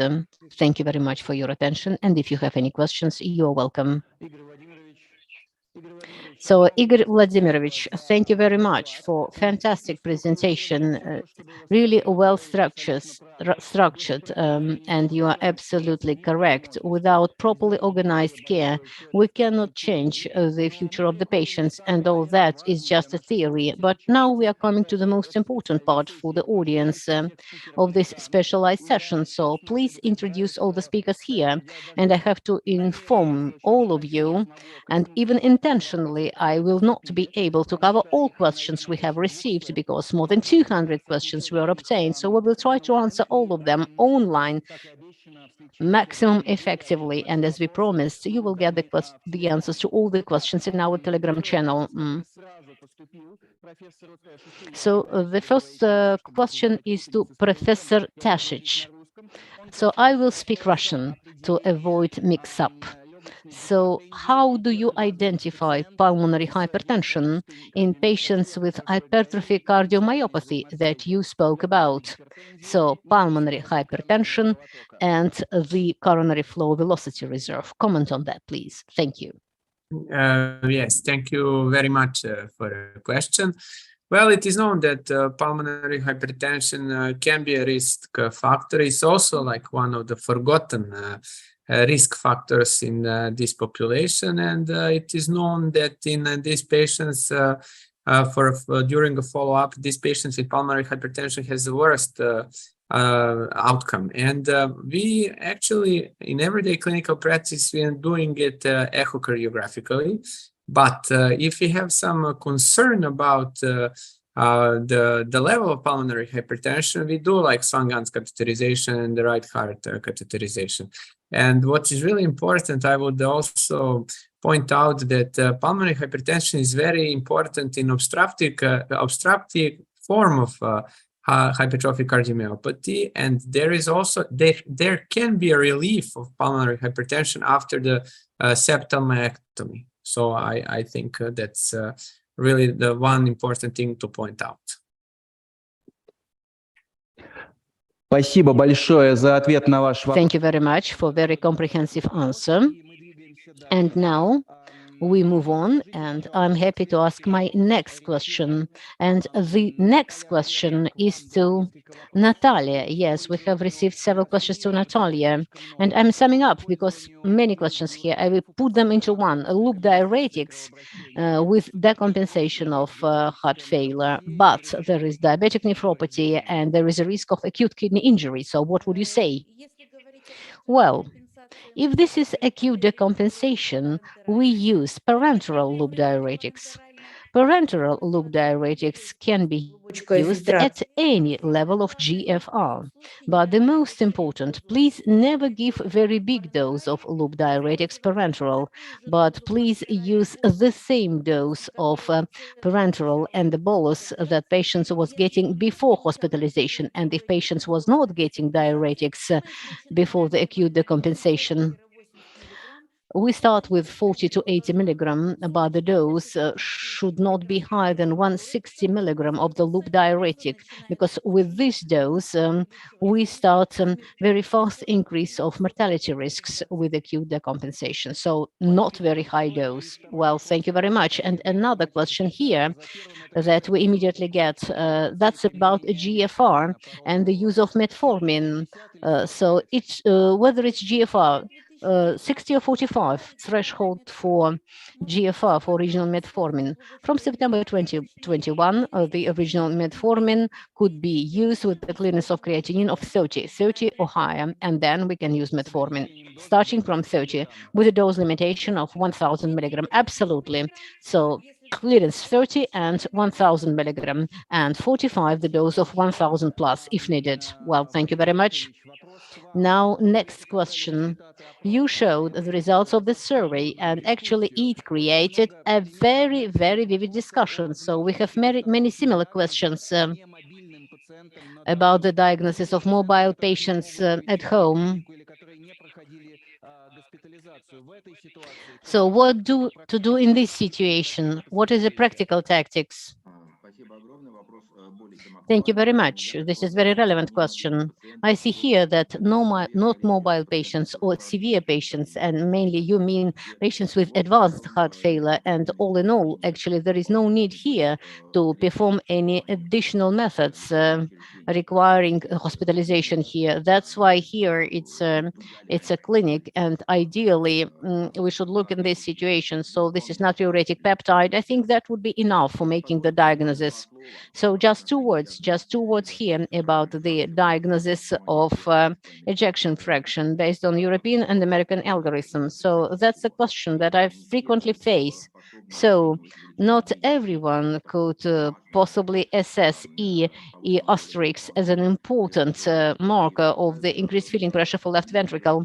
So they try to ignore it using this algorithm without keeping it in mind. So that's a big mistake. That's a big mistake because these algorithms are actually built to use also E asterisk among other markers. So if you don't do it, you misuse the algorithm. But I already mentioned that. That's extremely important and interesting, and it requires maybe national algorithm, EE prime. But I think in any case, we need to train, and we need to understand, and we need to implement the high technologies measuring EE prime. Well, Nadezhda, you described the portrait of modern patients, but you never mentioned the dynamics on the way home, hospital. Anything changed? Anything changed for the recent years? Have we tried to change something here? So we summed up several questions here. Thank you very much. Well, actually, I was given 10 minutes and I couldn't speak about everything. The most important here, that in the previous decade, the main pool of the hospital patients are the patients with reduced ejection fraction. But now situation changed. Now, the main users of healthcare system and hospital segments are the patients with a preserved ejection fraction. And they are more comorbid, and definitely we see dynamics on the average time patients spent in the hospital. If you look at the classical low ejection fraction, classical decompensation without comorbidity, so sometimes patients spend less time in the hospital than elderly comorbid patients, especially, well, females, they spend more time. And actually the differences here could be 1.5, 2 days for the patients. Well, another important specificity with time, patients with reduced ejection fraction, they're hospitalized less, and we have great algorithm for the management of this category of patients. And this is very clear. 1, 2, 3, 4 steps are all known.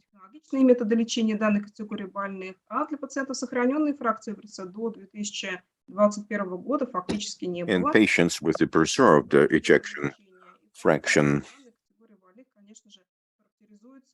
are characterized at the current stage by an increase in the number of hospitalizations.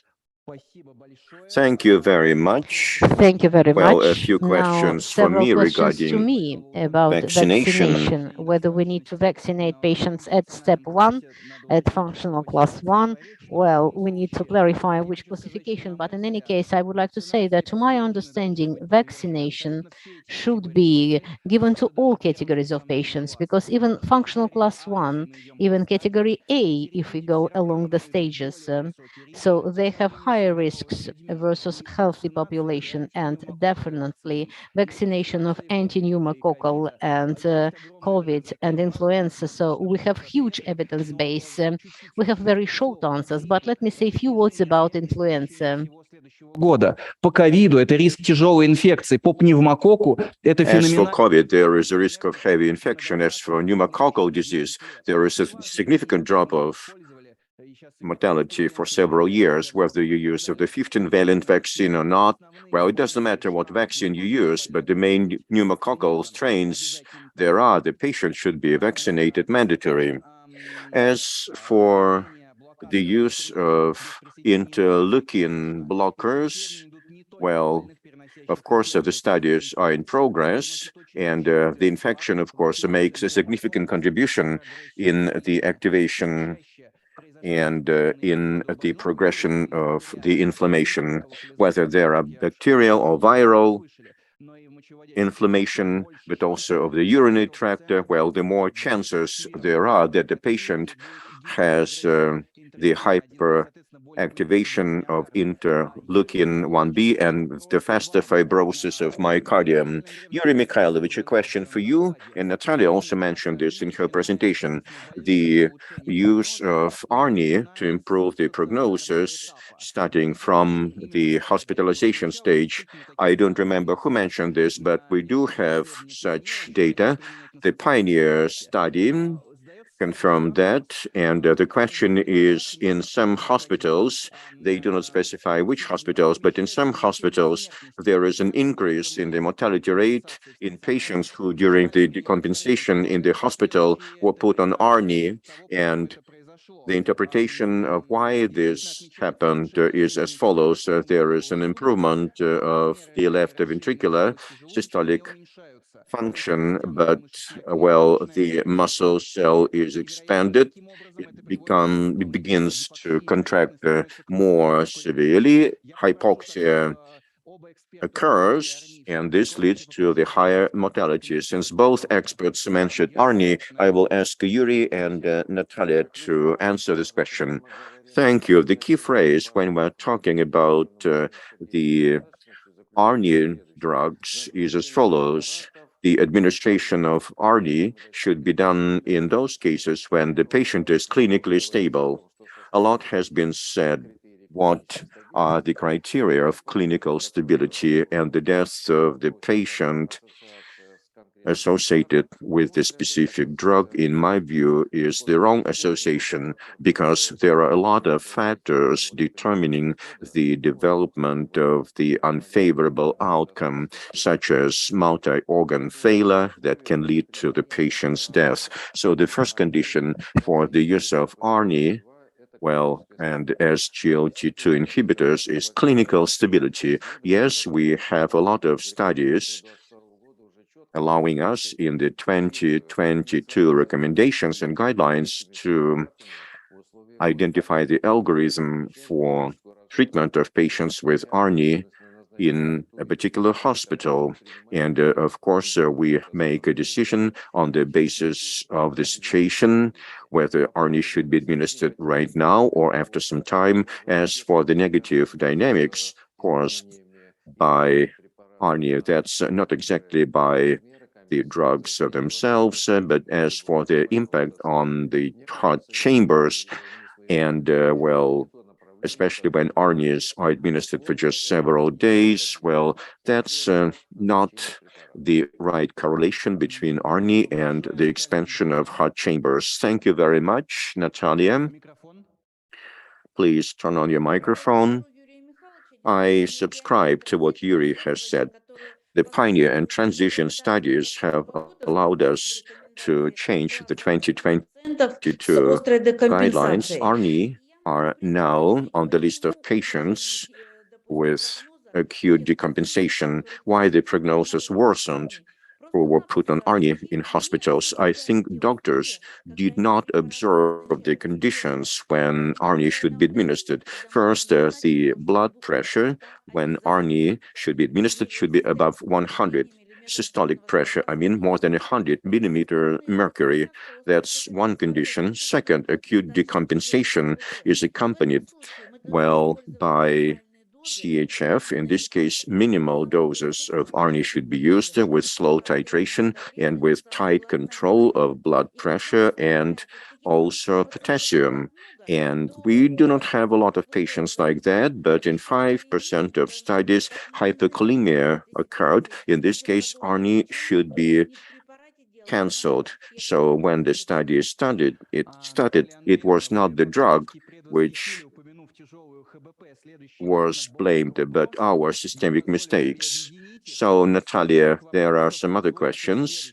And when the patient is hospitalized, in this case, there is a higher chance that the kidney function is very bad, well, low GFR, and GFR will be even lower due to acute kidney damage. And often this is not detected. All experts mentioned the use of ARNI requiring special titration when GFR is less than 30, and NGL2 inhibitors, which also have some limitations in case of low GFR. What should we do in this case if the patient has acute kidney damage? When this class of drugs should be administered in hospitals if the patient may have acute kidney damage and glomerular filtration rate is much lower than before the hospitalization? I would like all experts to answer these questions because we got several questions.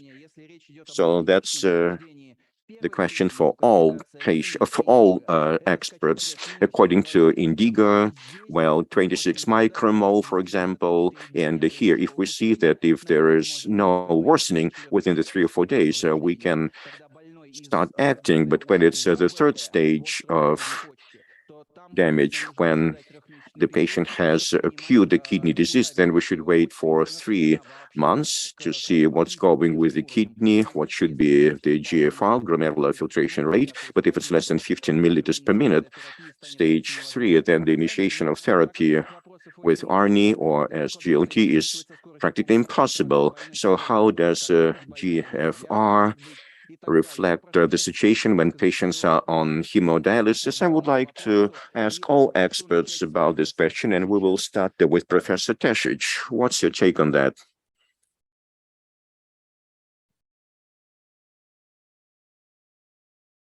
Just a second. Well, my level of expertise, I think I would say that we still have a missing, for the outcome of patients with heart failure. If they're with the ARNI studies, we have some place to introduce new medication, and especially those novel antidiabetic therapy. There is definitely a place even for a new research and also novel therapy. So we still have missing data about the novel therapy in this population.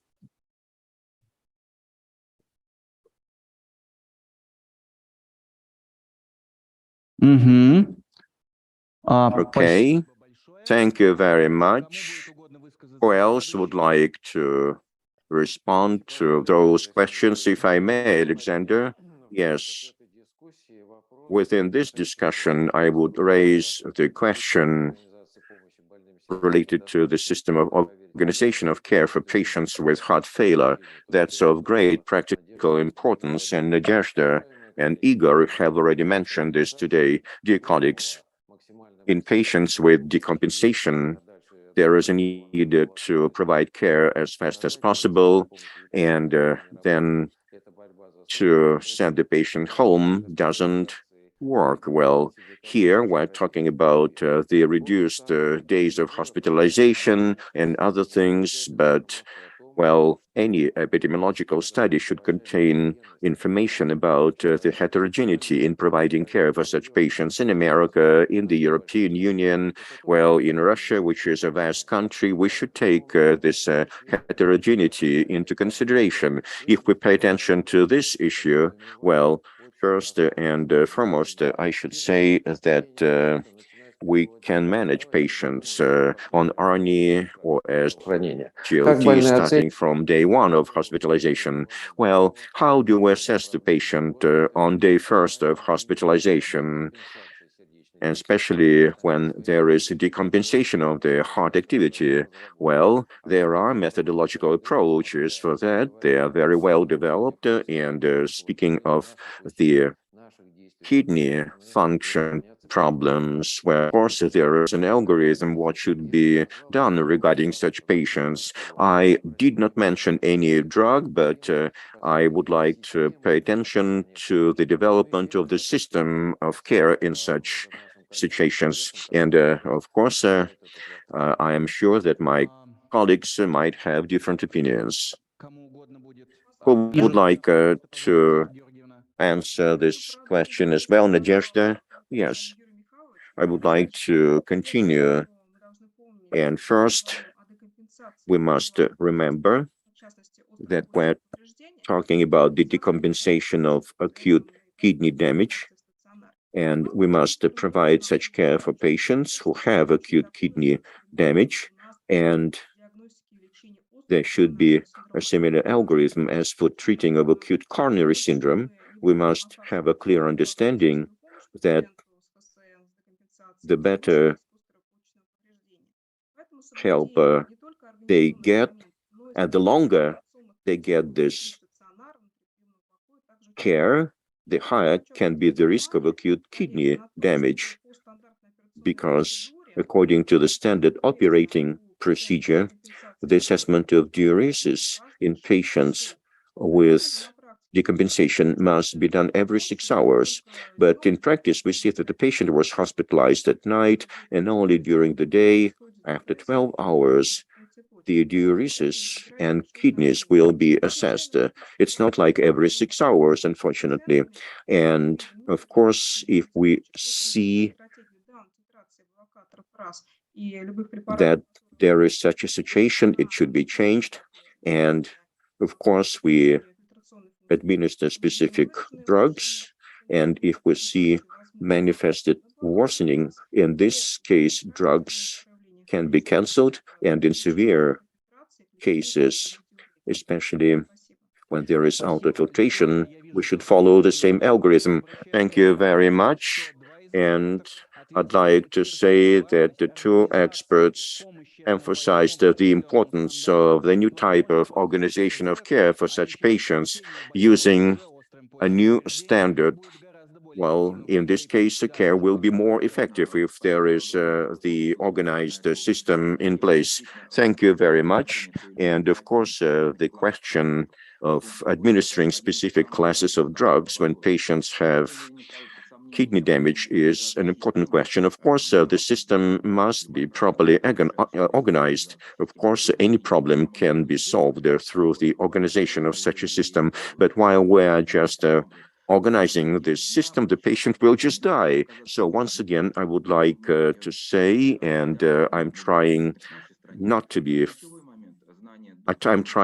flexible here, but the doctor should know simple indications and contraindications for the use of drug.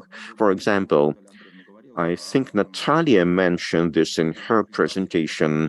Well, when GFR is so-and-so, metformin can be used or cannot be used, and there are specific figures indicators like 100 or 30, etc.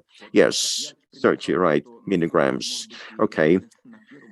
And at first stage, I think all doctors must follow specific recommendations and no indications or contraindications for administration of a particular drug. But of course, we need more studies. Right now, there are a lot of things to study. All these parameters should be subjected to studying. But once again, I would like to emphasize that we need to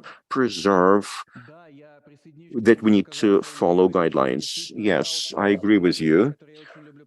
And I like to give this example. When COVID-19 was in progress, well, fluoroquinolones and azithromycin were administered on a wide scale, but no one took into account GFR. Azithromycin cannot be administered if GFR is less 40, and the level of fluoxetine should be reduced by a factor of 2 if GFR is less than 50, because there are hepatotoxic and nephrotoxic risks in this case. But doctors didn't pay attention to GFR administering such drugs during COVID-19. Well, colleagues, I cannot cover all the aspects of chronic kidney disease. Natalia, you have a hand raised. Colleagues, I would like to go back to the patient who already has acute kidney damage, and there is acute decompensation of chronic heart failure. We cannot just sit on the fence and look at contraindications. In our clinic, if there is acute kidney damage, then there are other indications for dialysis. We assess these indications not in terms of creatinine clearance drop, but we assess using the level of urea, how fast the level of urea increases. So we use different indicators, including ultrafiltration, and as a result, we get quite good outcomes, and we administer drugs which originally were contraindicated in this situation. So let's remember about that. If you can use other indicators for making a decision, do it. Thank you very much. I also agree with you on all counts. Let's move on. A question for Professor Tasic. You mentioned in your presentation about the use of hypertrophic cardiomyopathy in patients with heart failure. Well, and as far as I know, well, cardiomyopathy can be used in patients with hypermegaly as an acquired disease. How can you comment on this? Okay, if I understood well, acromegaly, did you mention? Yes. Yes. Okay. We were like, okay, this is a really nice question, but I will tell you that we try to include only patients with asymmetric hypertrophic cardiomyopathy. That means that you have a septal to posterior wall above 1.3 to 1.5. So in that case, we are pretty sure that if you don't have genetics to prove that you have like primary hypertrophic cardiomyopathy, that we can exclude patients that are secondary, that can make a secondary hypertrophic cardiomyopathy. So if you have a patient with acromegaly, you would probably have echocardiographically concentrate like a hypertrophic cardiomyopathy, not asymmetric. So in that case, we wanted to exclude those kind of patients, including only asymmetric hypertrophic cardiomyopathy. Maybe I didn't mention that in my study because we didn't have time to go through all the data. Спасибо огромное, Thank you профессор. very much, Professor Tesic. The next question is for Yuri. Actually, there are several questions, and the question of formulating the diagnosis when there is the improved ejection fraction, when this diagnosis should be made, and how often we should assess the situation, whether the patient has the improved ejection fraction or not.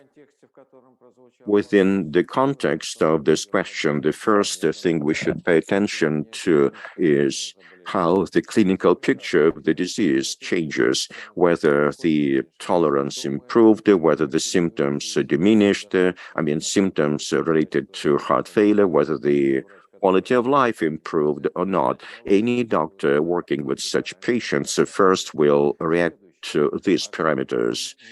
Second, the assessment of the ejection fraction in dynamics requires several conditions. What is written into the guidelines, the growth of more than 10% and the switch to more high ejection fraction should be interpreted with care within the context of different specialists who do echocardiography, because in reality, ejection fraction can be different depending on what specialist does the ejection fraction measurement. And, several doctors can also interpret the ejection fraction differently, so we should be very careful here. But in my view, we should cancel specific drugs that led to this improvement. And in the past, we did not have enough data showing that the cancellation of therapy leads to the worsening of the clinical condition of the disease. But we recall the DELIVER study. There was a cohort of patients characterized by the fact that they had the improved ejection fraction. And right now, all my colleagues can agree with the fact that if the effect was achieved on this therapy and the patient is now the one with the improved ejection fraction, the therapy should be continued. I think that's the key factor related to this subject. And in conclusion, I would like to say that in the Russian Federation, when clinical guidelines are being developed, we use the European approach, and we use the three injection fractions, low, preserved, and improved. And of course, I should say that maybe these three factors are the ones that should be taken into consideration. Thank you very much. We have just 9 minutes left. A question concerning the use of NGLT inhibitor, such as dapagliflozin, when the glomerular filtration rate goes down, and should the therapy be continued or not? And if, for example, this has an impact on heart failure and diabetes mellitus, if the patient has both conditions, should we administer a lesser dose? There were no studies here.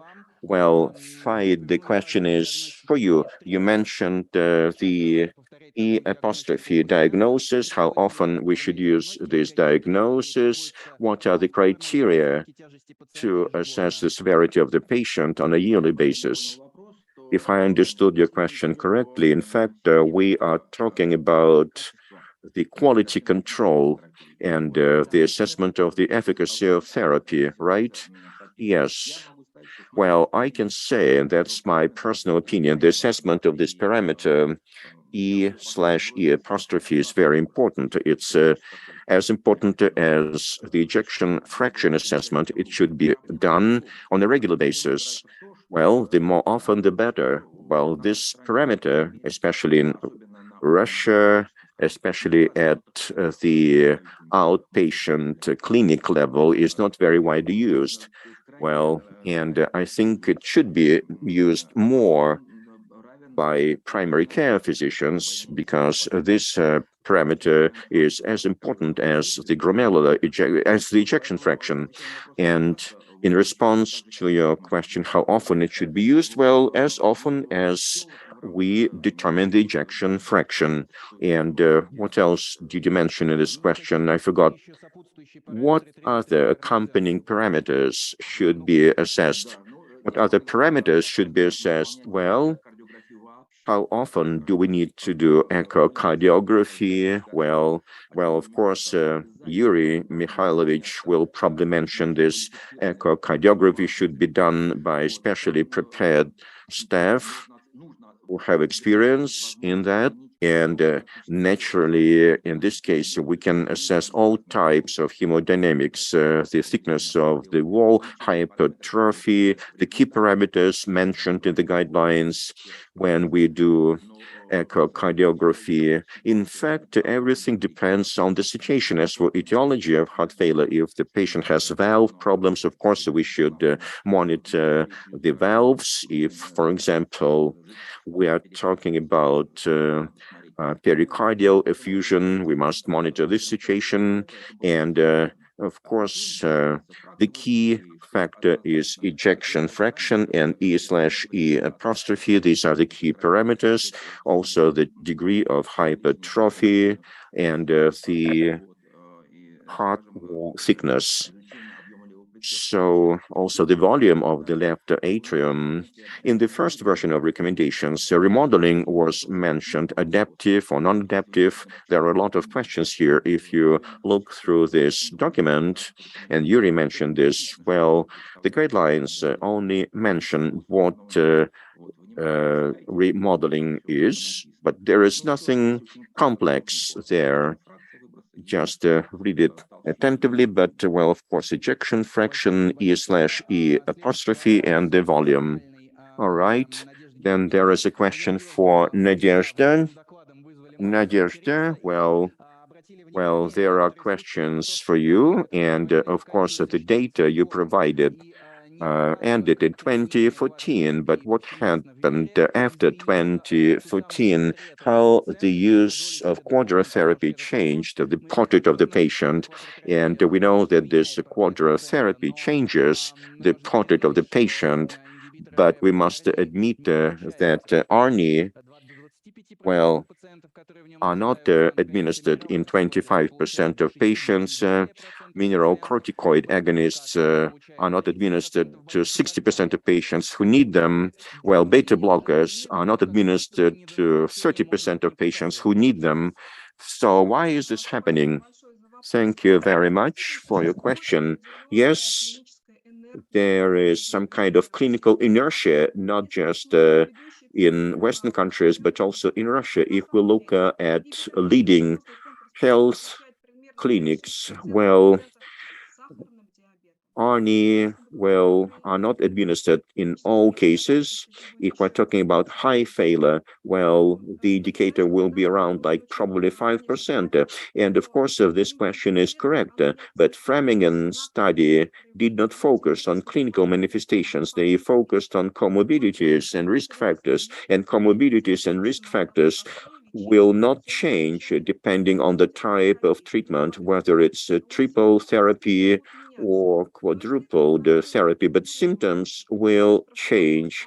And of course, the study I mentioned was epidemiological. It did not try to consider the dynamics of clinical symptoms. That is why, and I showed this in my presentation, I showed you what for drug therapy can lead to for drug therapy is still a big problem due to clinical inertia in many countries. Thank you, Natalia. A question concerning vaccination. Yes, vaccination is free in outpatient clinics, and pneumococcal vaccine is free. Natalia, a question for you. Terminal heart failure and terminal kidney failure, well, it can be mixed the clinical picture. Should we just draw a line between these two conditions, and how? Well, no, we should not draw a line here. We should consider these two conditions in one patient as the patient who has both terminal stages.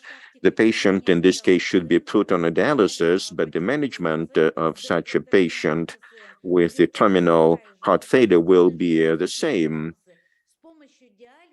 as not in the terminal stage, but the dialysis will help us utilize the liquid properly. And in this case, diuretics may not be needed, or loop diuretics will be needed in lesser dosages. Well, in case of patients on dialysis, in this case, we can provide better help for such patients. Well, loop diuretics should be administered in a lesser amount. Thank you very much. All right, just one question for Professor Tasic. Professor Tasic, you are an expert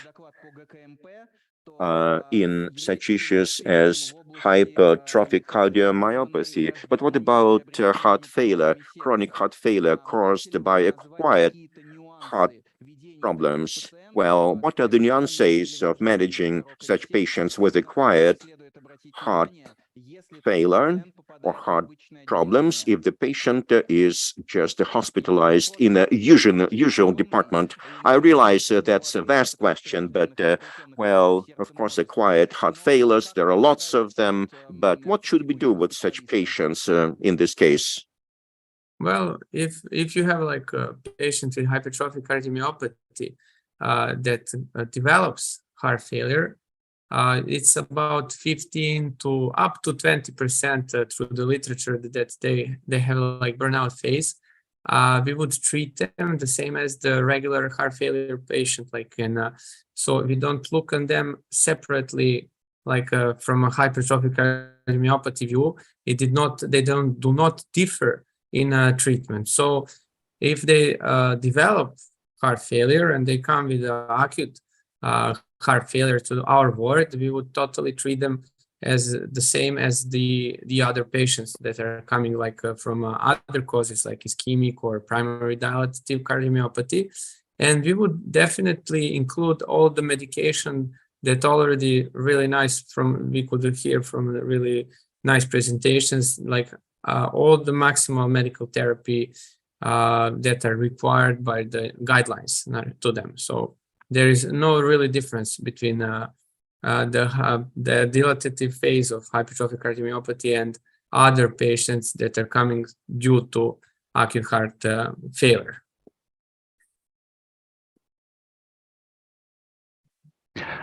Спасибо большое. Thank you very much, Professor Tasic. We are 1 minute late, but nevertheless, I'd like to ask one more question. And in fact, I would like all experts to answer it. Well, that's the concluding question, a psychological one. In your clinics where patients with chronic heart failure are managed, do you have any bonuses for patients to raise the patient's motivation?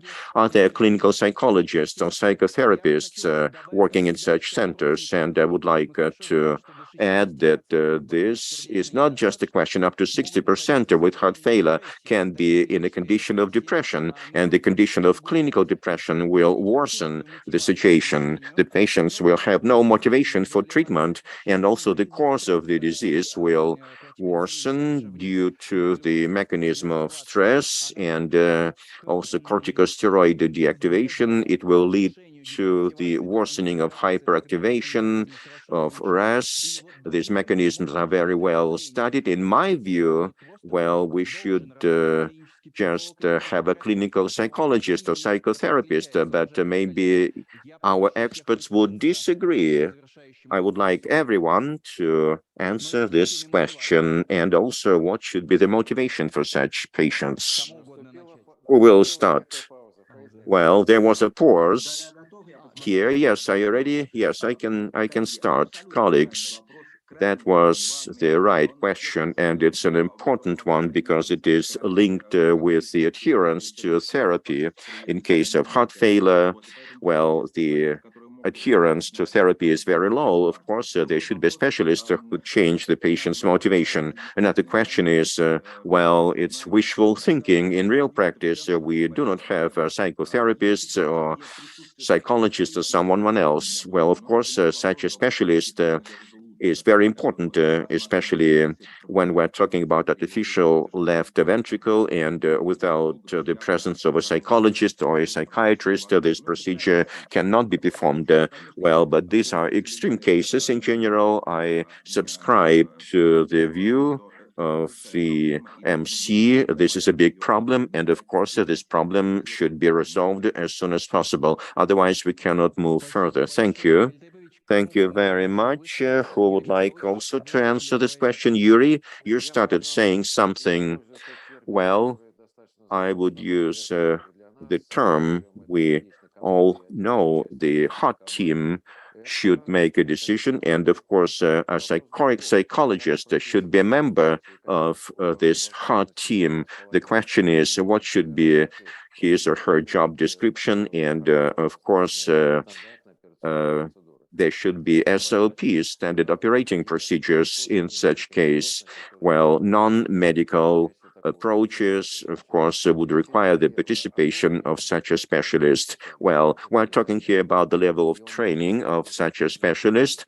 Well, this specialist should know the problem of heart failure very well. Also, if we are talking about stimulating or incentivizing the patient, or the specialist should know what can be done within the conditions of the hospital and after the patient is discharged. And here there should be a special system established. Well, and obviously, quality care criteria should be used here. Thank you very much, Yuri. And let me just say a few words here. These patients, of course, need such a specialist, and the consultations or counseling of the psychotherapist or a psychiatrist should be done on a voluntary basis. The patient must be ripe for this, must be ready for this. We cannot just make the patient to go through such counseling. Yes, I am for the rational use of this question. A clinical psychologist should be on the staff of big hospitals to provide care for patients with chronic heart failure. A psychiatrist can be an invited specialist, but a psychologist should be on the staff. And of course, it would be nice to conduct such a study as in America, when patients were paid money so that they could control their risk factors. Maybe it's not necessary to do it here, but well, non-material stimulation, speaking about some bonuses, can be also quite effective, such as improving the level of education of our patients, well, improving the relations between the patient and the doctor, and this will make patient more confident that he will get better care. Or maybe we'll be using some high tech, such as the use of mobile applications. And of course, big companies who modify the way of life do this. They send special applications to patients to have the feedback from our patients. Natalia? Well, dear colleagues, we use some of such methods. We have the primary vascular department for treatment of patients with stroke, and the clinical psychologist is on the staff. And This helps a lot when this clinical psychologist is involved, especially patients with acute decompensation. Well, it gives us a sense of relief because in real practice, well, we often have to act as psychologists and we do not do it quite professionally. There should be a professional clinical psychologist. And in speaking of motivation, dear colleagues, I think there should be a situation when in Russia we should have not just a federal program to treat patients after infarction, MI, after PCI, but there should be a special program for patients who had decompensation so that they could get drugs for free and be treated for free in this case. This will be the optimal way and it will yield good results to reduce the mortality from cardiovascular diseases. So motivation through free drugs. Professor Tasic, you opened today's session with your presentation. Now close it by answering this question. Yes, okay. Well, I must add, it's a similar, probably in our country, we have a dedicated heart failure center, who was a chief of it was a Professor Seferovich, now is a Professor Istich. And I must admit, we do not have a psychiatrist or a clinical psychologist working on the ward, but we are a tertiary hospital and we can really call the consultant in every time we need or we see if there is some need of psychiatrist or adding some medication or also talk with these patients. I must admit, it's very, very often that these patients are really depressed because they really have a poor quality of life.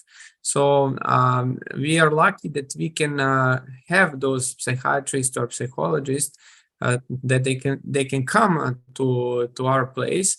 But there is really a problem with other secondary hospitals or lower from the countryside that the doctors are the psychiatrists and the psychologists and cardiologists to the patients. Спасибо большое, профессор Ташич. Thank you very much, Professor Tasic. Thank you, all experts and viewers. We have about 1,700 viewers watching this live streaming. We have a lot of questions. Not all questions can be answered right now because we have no time.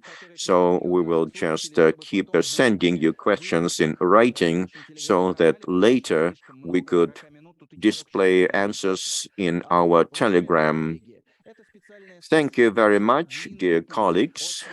That was a special session when we discussed the modern trends in diagnostics, and now we're talking about providing psychological assistance for our patients. Of course, the first stage has been discussed. We improve the quality of life of such patients, and maybe a lesser number of patients in this case will need psychological support. I would like to apologize because not all questions are answered due to time. We will answer these questions later. I would like to thank our experts for participating in this discussion. I hope that this breakout session was very useful to our viewers and we'll be able to have such sessions in the future. Thank you very much. Thank you very much for moderating, and I would like to thank all the experts. Bye-bye. Bye-bye. See you next time. We're going to have a break. Thank you. Great, thanks, dear colleagues. Great, thanks, Professor Tasic, for great talk. Thank you. It's so simple and so genius just to do it and to understand what to do with those patients. Thank you. Well, thank you very much. It was really my great pleasure to be part of this meeting. Unfortunately, half of the questions I couldn't even hear. The second one I did. It was a long question, long question, and I couldn't understand. I didn't have even interpretation of it. So I'm sorry. for the second, but I could understand everything else. So what it was really nice talk and really nice session. Thank you very much. Thank you very much. Dear Professor Tesic, thank you very much for your answers. Yeah, there were much more questions for you, but due to some maybe lack of translation and time, so we will send you all the questions a little bit later, if it's possible. Yes, it is definitely. Please do. I would really love to answer all of them. Because there were a lot of questions about valvular heart diseases and also addressed to you. So we will send you them a little bit later. Thank you very much. And thank you very much. It was really a great pleasure. Thank you. I have one good proposal. If it's possible, it will be good to see you in future. Therefore, yes, of course. We will be more than happy during the next year to meet you online or maybe in person. Many thanks. Yes. I'm very, it's a really great honor for me, really great. And to be in the session with you, Professor Lopatin, and with all of you. And we can make a session together with Professor Seferovic and Professor Ristic. So every Many time. thanks. Vyacheslav Giga also. Yes, Giga. Yeah. Thank you very much. Thanks.